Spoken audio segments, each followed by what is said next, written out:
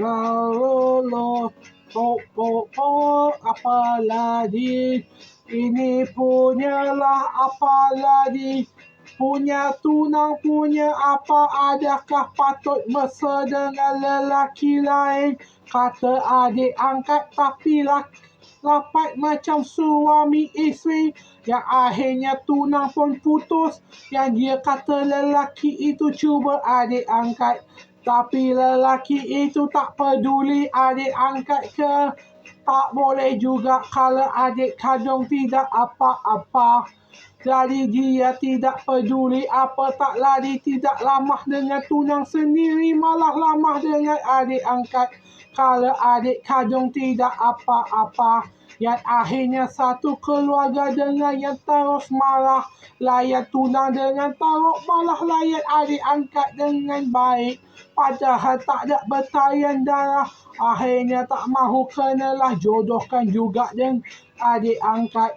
Memang salah dia sendiri yang dah menyusahkan keluarga, yang dia dikeluarkan dari keluarga sama 10 tahun bertunang, akhirnya sedar memang salah dia lagi.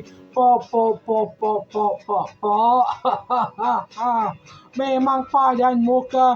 Apa dia ingat ini novel cinta drama cintakah apa? Sampai tak sedar tunang dah marah, harga diri dikoyakkan. Lepas tu nak betulkan pula dengan perkahwinan, bawa cincin belian 1000 emas perak tahan karat. Lepas itu pula ni apa lagi, dia saman wanita itu, yang galau wanita itu.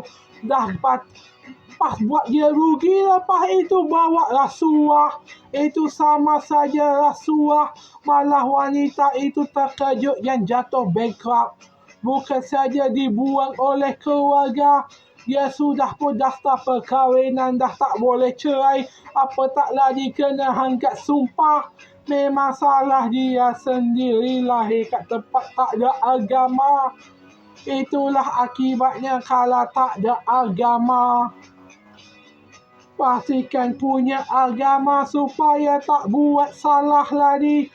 Apa tak lagi cinta belum tentu boleh damaikan.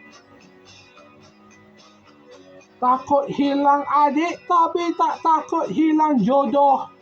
Tak takut mati tapi takut perang. Lebih pilih korbankan keluarga dari peperangan. Tak takut mati tapi takut perang.